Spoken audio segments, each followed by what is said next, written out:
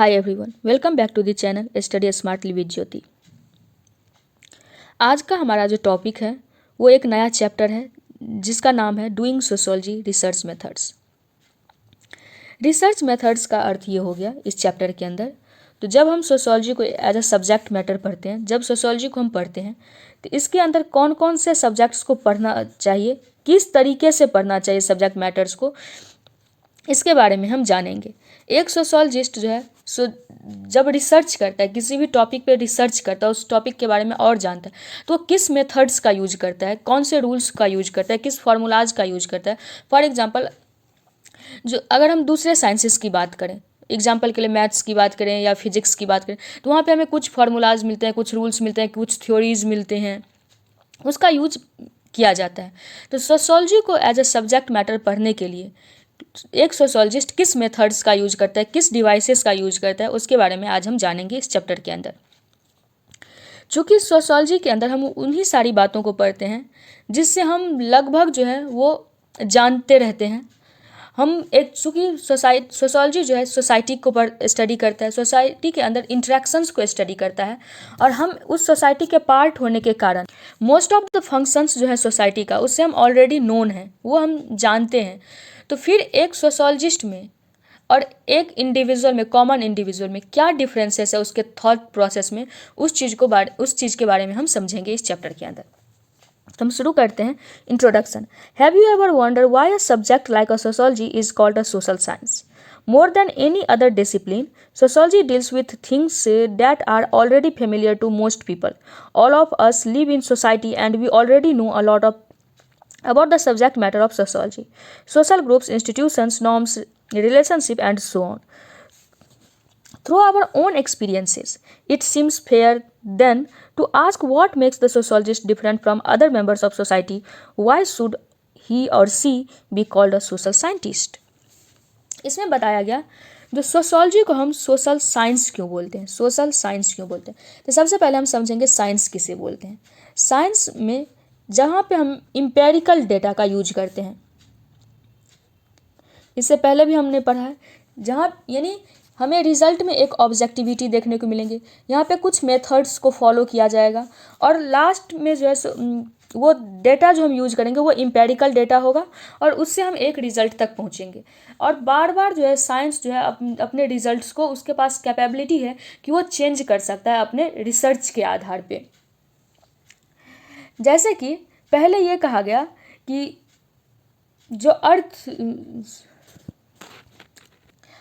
जो है वो सेंटर में है और सन जो है इसके अराउंड घूमता है, इसका चक्कर लगाता है।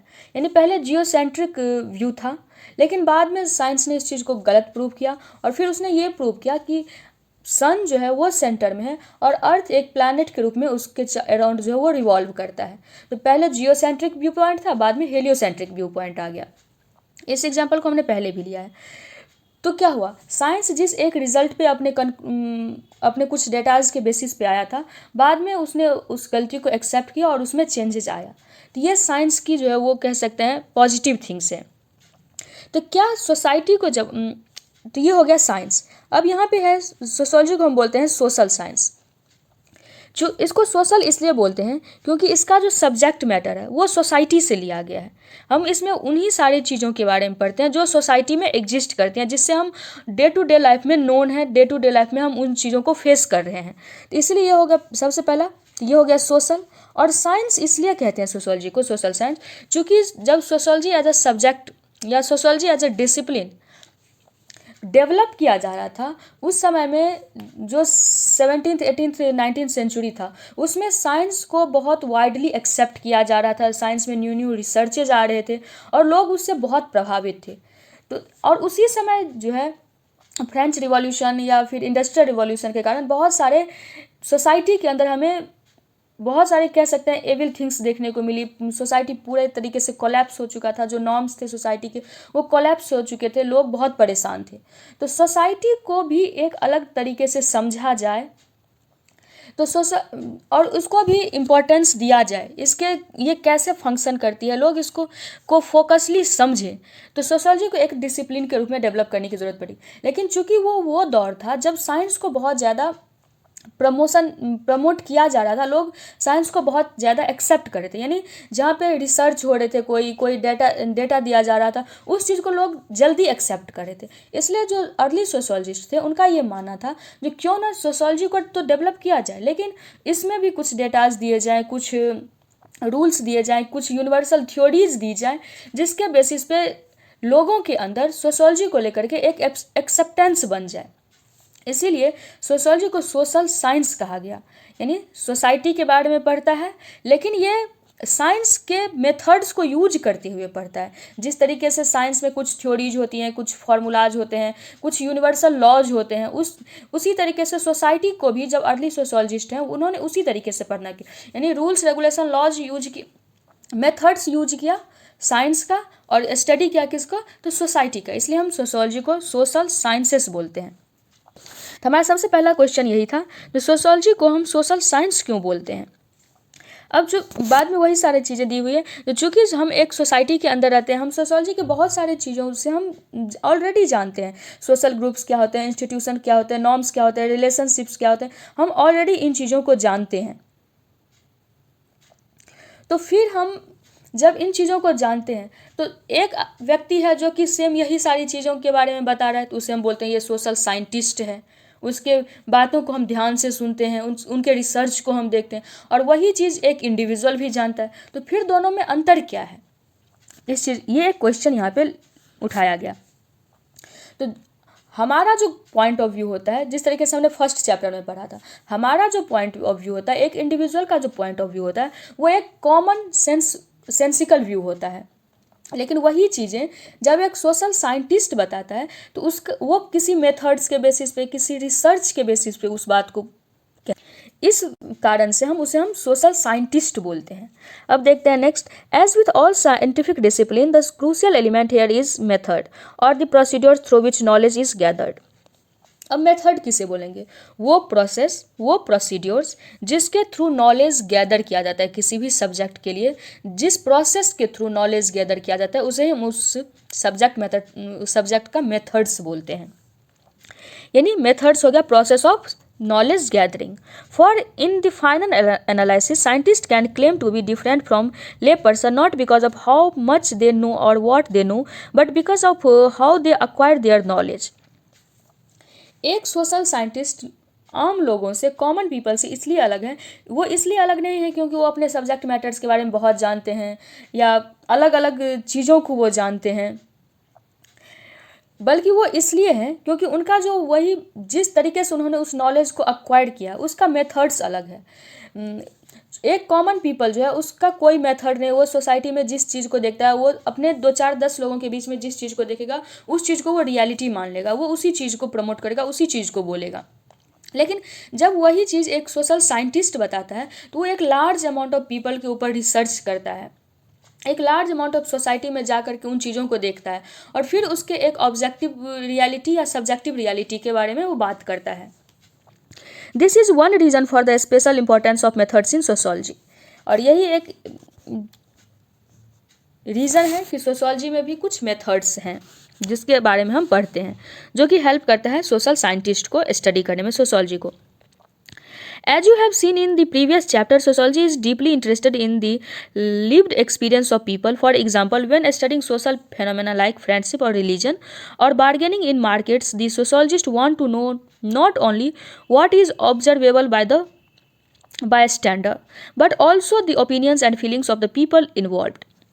इसमें बताया गया है, जब एक सोशोलॉजिस्ट और एक कॉमन पीपल, दो लोग हैं और दोनों देख रहे हैं, जो कुछ लोग दुकान चला रहे हैं, कुछ लोग भीख मांग रहे हैं, बार्गेनिंग, कुछ लोग जो है सो बार्गेनिंग कर रहे हैं, जब सामान खरीद रहे हैं तो बार्गेनिंग कर रहे हैं, यानी अलग अलग वो एक्टिविटीज़ हो रही हैं। अब दो लोग देख रहे हैं, एक सोशोलॉजिस्ट देख रहा है, एक सोशोलॉजिस्ट देख रहा है सेम चीज़ को, और एक कॉमन पीपल देख रहा है। एक कॉमन पीपल अगर किसी को बार्गेनिंग करते हुए देखता है तो वो ये सोच सकता है जिसके पास पैसा नहीं है और इसलिए ये बार्गेनिंग करके कम दाम करा करके उस चीज़ को खरीदना चाहता है। अगर किसी पर्सन को ये बेगिंग करते हुए देख ले, भीख मांगते हुए देख ले, तो इसके मन में आएगा जी ये गरीब है और इसलिए ये भीख मांग रहा है, ये वर्क नहीं करता है इसलिए ये भीख मांग रहा है। लेकिन जब उसी चीज़ को एक सोशोलॉजिस्ट देखेगा तो ये देखेगा ये जो बेगिंग कर रहा है, तो कौन सी ऐसी सिचुएशंस हैं जो इसको ऊपर नहीं बढ़ने दे रहा है, जिसके लिए मजबूर हो रहा है ये कि वो बेगिंग कर रहा है। इसके इकोनॉमिक कंडीशंस हो सकते हैं, इनका स्टेटस हो सकता है, इनके जो एक्सप्लॉयटेशन है सोसाइटी का वो हो सकता है। बहुत सारे ऐसे रीज़न होते हैं। एक सोशोलॉजिस्ट ये तो बताएगा जो ये बेगिंग कर रहा है, उसके साथ वो ये भी बताएगा कि इसके बेगिंग करने के पीछे, इसके भीख मांगने के पीछे कारण क्या है, कौन कौन से ऐसे सोशल एविल्स हैं जो कि इसको ऊपर बढ़ने नहीं दे रहा है। अगर बार्गेनिंग हो रहा है तो वो ये भी देखेगा, जो एक शॉपकीपर बार्गेनिंग कर रहा है तो उसका पॉइंट ऑफ व्यू क्या है, और एक सेलर वो बार्गेनिंग कर रहा है तो उसका पॉइंट ऑफ व्यू क्या है। फॉर एग्जांपल, एक शॉपकीपर ने बोला जो कोई एक प्रोडक्ट है वो 100 रुपये का है। अब ये जो सेलर है वो बोल रहा है 90 का दे दो। फिर ये शॉपकीपर बोलेगा नहीं 95 का ले लो, ये बोलेगा नहीं 92 का दे दो।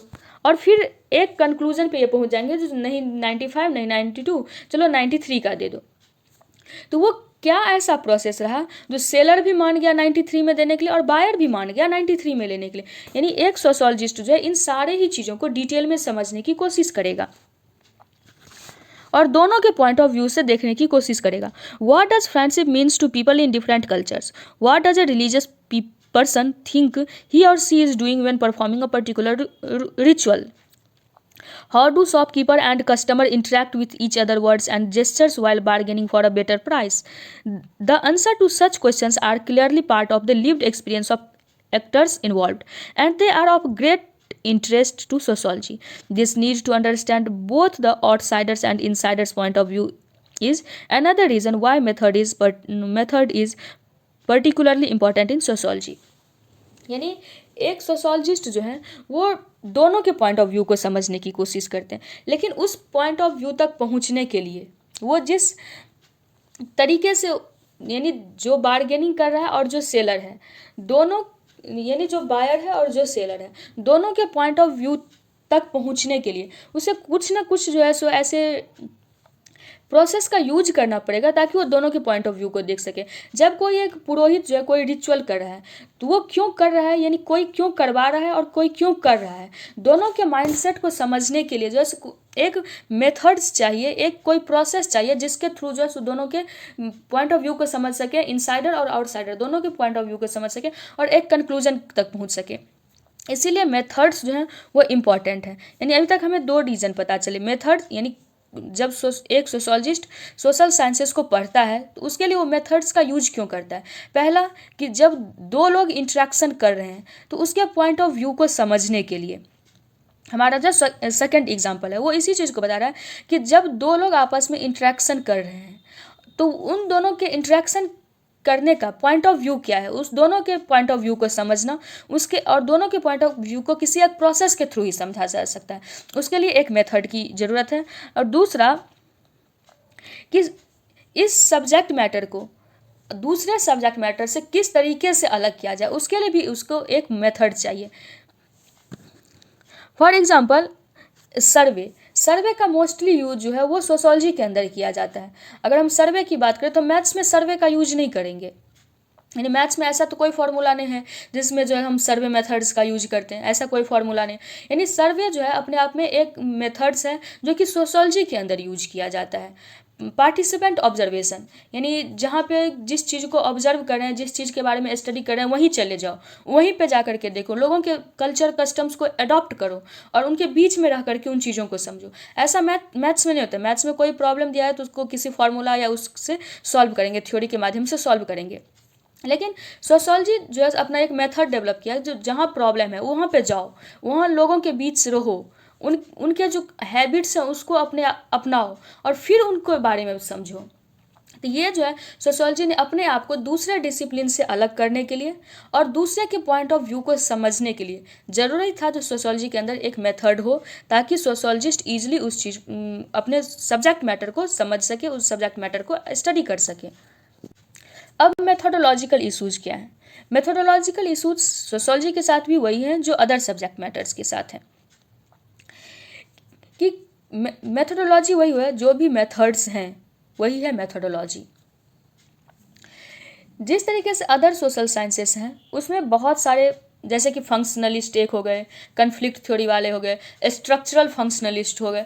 यानी अगर हम देखें तो अलग अलग व्यू पॉइंट्स हैं। जैसे कि अगर हम बात करें तो एक ही थ्योरी है, उस पर अलग अलग लोगों का, एक ही टॉपिक है, उस पर अलग अलग लोगों का अलग अलग पॉइंट ऑफ व्यू है।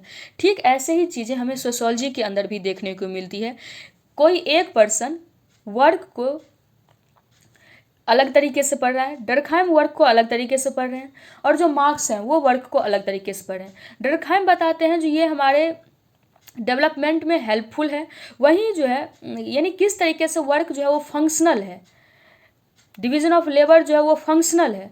लेकिन वहीं जो मार्क्स हैं, कार्ल मार्क्स हैं, वो बताते हैं जो डिवीज़न ऑफ वर्क जो है वो फंक्शनल नहीं है हमारी सोसाइटी के लिए। वो बताते हैं जो ये जो बुर्जुआजीज़ हैं उसका आइडिया है, ये हमें सप्रेस करने का, डिवीज़न ऑफ वर्क जो है ये सप्रेस करने का एक तरीका है। यानी टॉपिक एक ही है लेकिन दो लोगों ने अलग अलग तरीके से बताया, अलग अलग मेथड्स का यूज किया उसको बताने के लिए। तो वही प्रॉब्लम जो है मेथोडोलॉजी में, सोशोलॉजी के साथ भी एग्जिस्ट करता है। Although it is often used simply as a substitute for method, यानी मेथोडोलॉजी क्या है, वो सब्सटीट्यूट है मेथड्स के लिए। और the word methodology actually refers to the study of methods, यानी अलग अलग जो मेथड्स यूज किए जाते हैं सोशोलॉजी को पढ़ने के लिए, तो कौन कौन से मेथड्स हैं उसको एक टर्म में कह सकते हैं मेथोडोलॉजी, यानी जो जो मेथड एग्जिस्ट करते हैं। Methodological issue or question are thus about the general problem of scientific knowledge gathering that go beyond any one particular method, technique or procedure. यानी कोई एक प्रॉब्लम यही है कि कोई एक मेथड्स नहीं है, कोई एक प्रोसीड्योर नहीं है, कोई एक तरीका नहीं है, टेक्निक्स नहीं है जिसके थ्रू जो है पूरे नॉलेज को गैदर किया जा सके। तो हम एक एक करके देखेंगे कौन कौन से तरीके हैं सोशोलॉजी में, कौन कौन से मेथड्स हैं जिसके थ्रू एक सोशल साइंटिस्ट जो है वो रिसर्च करते हैं, नॉलेज गैदर करते हैं। जिसमें सबसे पहले हम समझेंगे क्वालिटेटिव और क्वांटिटेटिव, यानी क्वालिटेटिव और क्वांटिटेटिव दो मेथड्स होते हैं। अब क्वालिटेटिव के अंदर कुछ मेथड्स होंगे और क्वांटिटेटिव के अंदर कुछ मेथड्स होंगे। तो सबसे पहले हम समझेंगे क्वालिटेटिव क्या होता है। क्वालिटेटिव और क्वांटिटेटिव, क्वांटिटी मीन्स नंबर ज़्यादा होना चाहिए, इसमें क्वालिटी की बात होगी, नंबर कम भी हो लेकिन क्वालिटी हो। तो जब भी हम क्वांटिटेटिव की बात करेंगे तो यहाँ पे क्वांटिटी पे फोकस किया जाएगा, यानी यहाँ पे डेटा पे फोकस किया जाएगा, ज़्यादा फोकस इसका डेटा पे होगा। कितना ज़्यादा इम्पेरिकल, यानी इम्पेरिकल डेटा पे इसका फोकस होगा, यानी इम्पेरिकल डेटा जितना ज़्यादा होगा यानी ऑब्जेक्टिविटी पे फोकस होगा। लेकिन यहाँ पे क्वालिटी पे फोकस होगा, भले नंबर कम हो लेकिन क्वालिटी प्रोडक्ट हो। तो इस तरीके से हम समझेंगे। तो क्वालिटी पे जब फोकस होगा तो वहाँ पे सब्जेक्टिविटी ज़्यादा फोकस, यानी सब्जेक्टिव चीज़ों को, सब्जेक्टिव आइडियाज़ को फोकस किया जाएगा। तो अब जो हमारा नेक्स्ट टॉपिक है वो है objectivity and subjectivity in sociology. तो हम नेक्स्ट लेक्चर में हम यही समझेंगे ऑब्जेक्टिविटी क्या होती है और सब्जेक्टिविटी क्या होती है। तो आज के लिए हम इतना ही रखते हैं। अगर आपको ये वीडियो अच्छी लगी हो तो आप चैनल को सब्सक्राइब करें, वीडियो को लाइक करें, और कोई डाउट है तो आप कमेंट सेक्शन में पूछ सकते हैं। Thanks for watching.